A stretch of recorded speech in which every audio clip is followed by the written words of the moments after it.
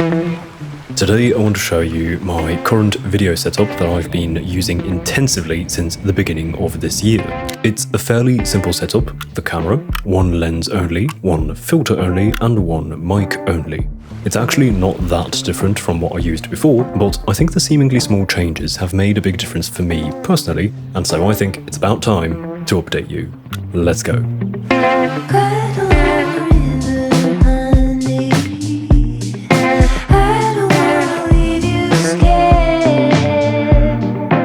My videos aren't usually purely about gear. I prefer to talk about the process, however an occasional update I think is warranted because I often get asked what I shoot with and why, so now it's time to answer that.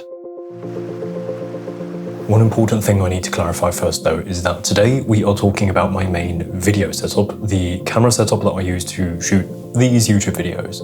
When it comes to photography, that is an entirely different story for me. For photography, I mostly shoot 35mm film anyway, so of course that is done with a different camera, and generally I'm quite flexible in photography. I like to switch around and try things, whereas in video, for many years, I was set with my one setup that I didn't update for many years. However, last year I at last began updating the setup bit by bit, and now I think it's complete. I feel like it is in a state where I'm not going to change anything for another while. Also, in case you're wondering what happened to my iPhone video setup, I still use that occasionally, but at the time I made that video, I was merely using that as a travel setup, whereas my mirrorless camera was still my serious setup. And this year, while traveling, I did actually decide to drag around my mirrorless setup again and not shoot with the iPhone. But I still really like the iPhone setup and will use it when I do not want to bring my proper camera. So, what is the new setup? Well, this is my old setup, and this is the new one. Let's review the changes step by step and assess why I chose each component. So, my old setup was the Sony a7 III with the Tamron 28-75mm f2.8.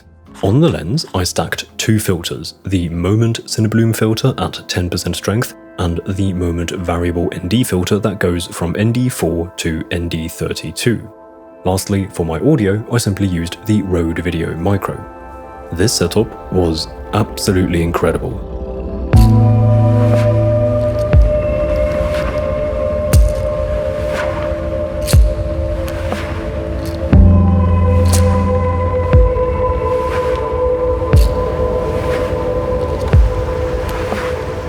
I've shot most of my work with it, simply because I've been using this setup since 2019, apart from the filters. Those came later. It was only last year that I realised that rethinking and updating the setup might make sense to optimise a couple things that I wasn't entirely satisfied with. And that brings me to the first change I made, which was about a year ago. I swapped out the camera for the big brother, or the next generation I suppose, the Sony a7 IV. So this isn't really a particularly exciting change. It's essentially the same camera with just a couple updates, which I however appreciate after using the a7 III for 6 years. After those intense 6 years of usage, my a7 III was beginning to make a little fuss sometimes. It just had little bugs and glitches from time to time. It felt like it was actually getting tired from all the usage I've put it through, so that was what initially got me thinking about an update. However, one of my favourite upgrades that the a7 IV has given me is possibly something seemingly unexciting. The flip-out screen. I was so used to shooting with the a7 III's screen that I didn't even consider how much easier certain situations would be if I could monitor myself. This is obviously uniquely relevant for me in my work because I set up shots of myself a lot. If you don't get shots of yourself, then I think a flip-out screen is probably meaningfully less relevant. But for me, I've realised that this is such an upgrade because it simply makes shooting so much easier in many situations where I can now see where I am in frame, which I couldn't do with the a7 III.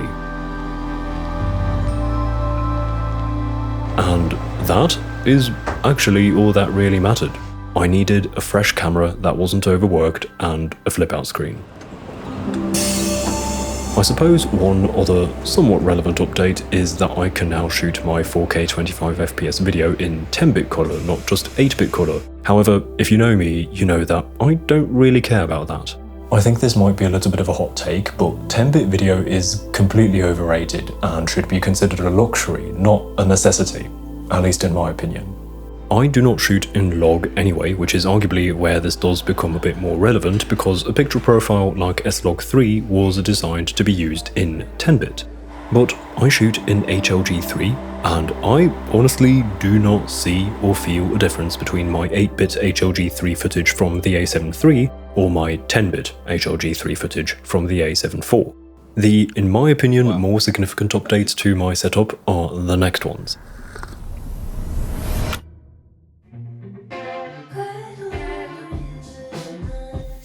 So, what update is that?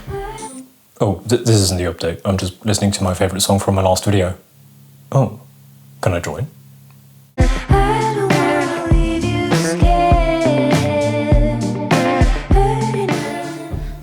What's this app?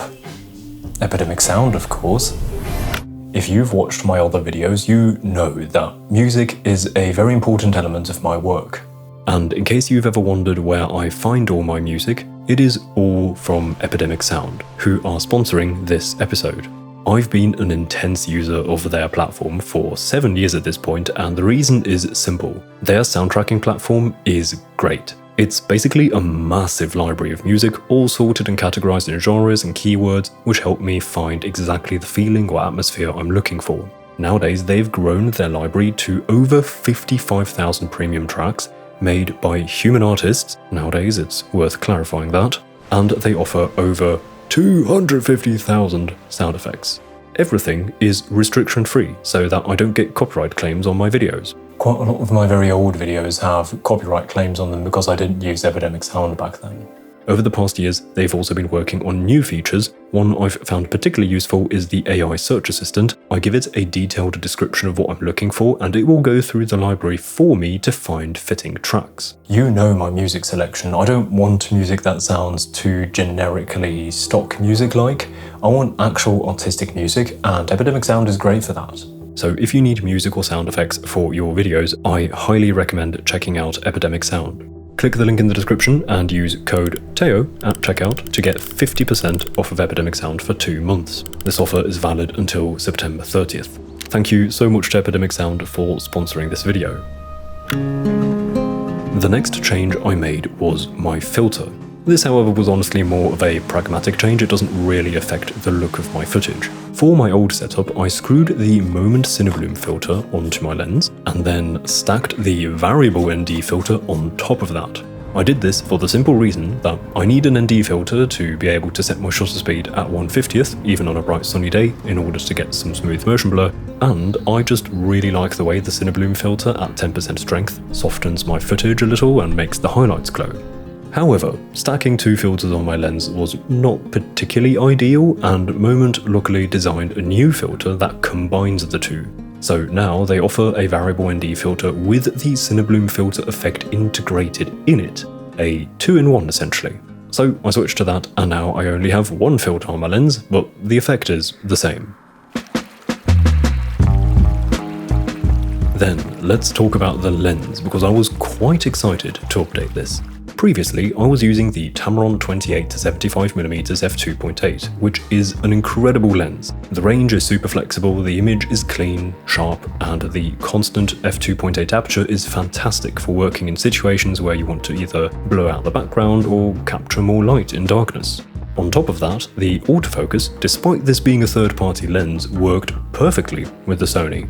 And to top it off, this was a budget option. The Tamron lenses are cheaper than the Sony lenses. However, there was one thing that I really disliked about it, and that was the size.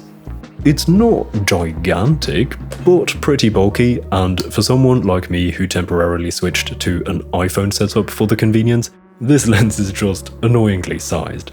Oh, and also 28mm sometimes wasn't quite wide enough for me. And so, one self-reflective day when I was contemplating my setup, I realised that in the past 6 years, Tamron has probably released some new lenses, so I might as well check them out. And so I did, and I came across this here, the Tamron 20 to 40mm f2.8. This is essentially the same lens, just with a different range of focal lengths. 20mm is much wider than 28mm, and I rarely used the maximum range of the 25 to 75mm lens because I usually like to shoot at 35 or 40mm. Thus, I figured why not use the 20 to 40mm because those focal lengths are sufficient for what I do. However, more strikingly, this lens is significantly smaller. I don't know if the difference accurately comes across on camera, but when just walking around with the setup and shooting, using this lens does feel meaningfully less bulky than this here.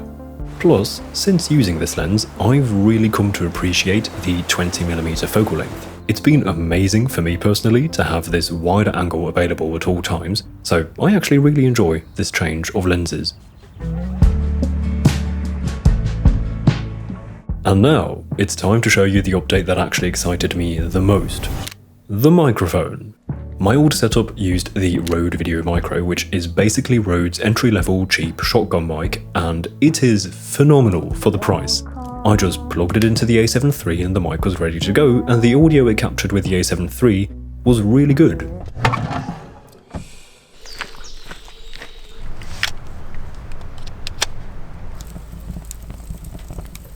And for years, I was using this as my everything microphone, so for shooting outdoors or for recording voiceovers. However, for some reason that I can't really technically explain, with the A7 IV, it just sounds horrible. I suppose the internal audio recorder or the preamps or something is different and doesn't work as well with the Rode Video Micro. Here's a direct comparison with my voice. You are currently listening to a recording from the Sony A7 III with the Rode Video Micro. And now you're listening to my voice recorded with the Sony A7 IV with the Rode Video Micro. Both of those recordings had some basic post-processing done to them to make them sound a little better, and yet I think the second one is clearly worse. I don't know what the issue is, but this prompted me to consider upgrading my microphone after many years, and this was actually already something I had been considering since shooting with the iPhone. Something I love about shooting with the iPhone is that it's so convenient and even captures great audio automatically. Unfortunately, it's by far not as reliable as the audio from my camera with the mic. However, when it works, it sounds great because it picks up lots of sounds from all around the phone and merges them into this immersive stereo sound.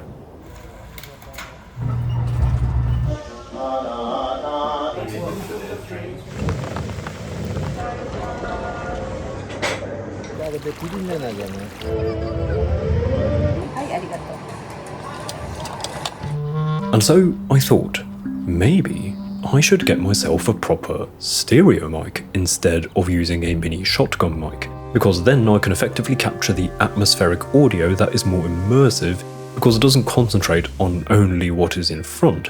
Instead, it captures everything on the sides too. And so a new mic was introduced to the setup. This is the Rode Stereo Video Mic Pro. Two things I love about this microphone. The first is that it's stereo, which is more immersive, as I just talked about. The second is this switch here, which allows me to boost the audio signal inside of the microphone by 20 decibels. So what this allows me to do is record loud and clear audio while keeping the camera's internal audio recorder level low, which sounds much better than boosting the signal with a high camera internal record level, which is what I had to do with the Rode Video Micro. I'm not an audio engineer that can technically explain to you why this sounds better, but it just does, in my experience at least. However, there is a catch. Of course there is. It is significantly more expensive than the Rode Video Micro, and there are two minor things I dislike about the mic. The first thing is that it's kind of big, a bit bulkier than what I'd like, but at least it's not heavy, so I'll take the compromise. The second thing is that this mic requires a battery, this boxy one. Again, I can't give you a technically accurate explanation, but I suppose the internal boosting of the signal requires extra power or something like that. So that means I need to remember to turn it on and off when shooting. When shooting a lot on a given day, I'll just keep it on and only turn it off when I know that I'm taking a longer break or so. But it has happened quite a few times that I recorded a video and didn't notice that I wasn't recording any audio because I hadn't switched on the microphone yet. One thing I was positively surprised by though is how long the battery actually lasts. Back in February, I was shooting a bit in somewhat cold Tokyo, and then a week in sub-0 degrees Celsius while I visited freezing Hokkaido, and yet the battery still had power left after that week. I think it was a couple weeks after the cold week in northern Japan that the battery gave up, which I thought was quite impressive. So since earlier this year, I've been exclusively using this microphone on my camera setup, and despite its negatives, I have fallen in love with it because I adore the audio it captures. Here are some examples.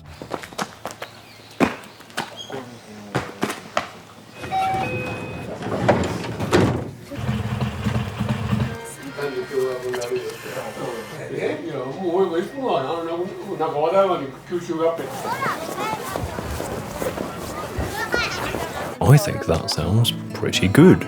Right, just the last few things I want to talk about, some context and budget alternatives.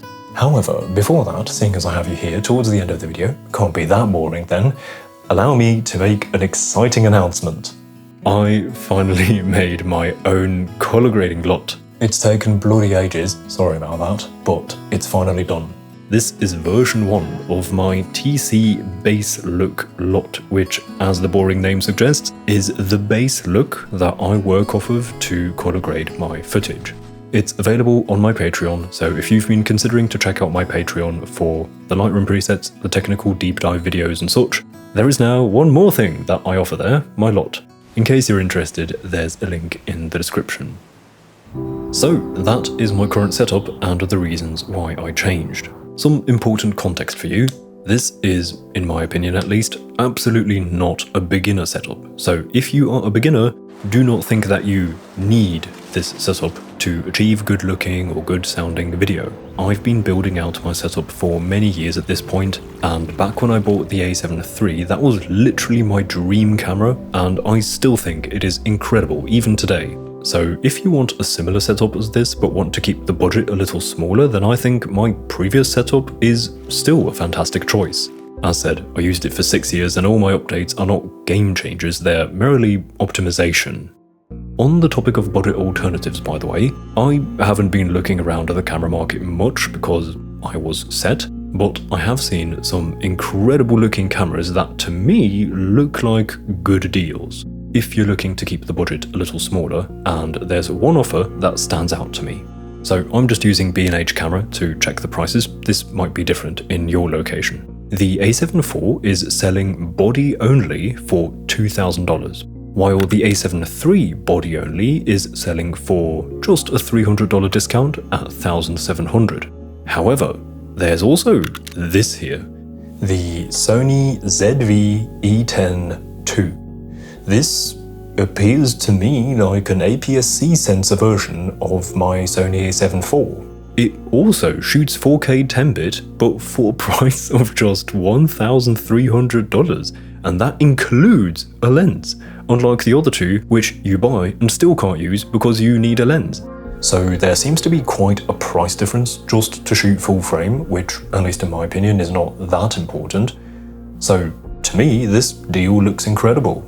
Important notice, I haven't actually tried this camera, so I'm not talking from experience, but on paper this looks like a great deal in my opinion.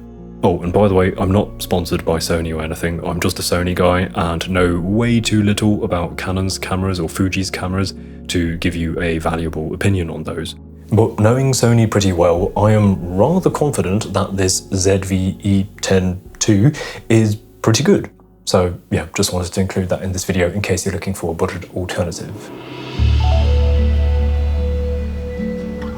So that's all for today. I hope this little update can be of any use to you. Before saying goodbye, I would like to say a massive thank you to the lovely people supporting me and my work on Patreon. Thank you so much to each one of you.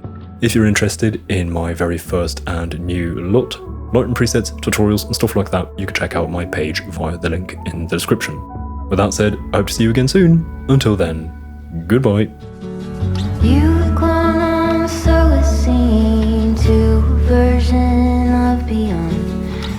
crystal castle in a blue sky.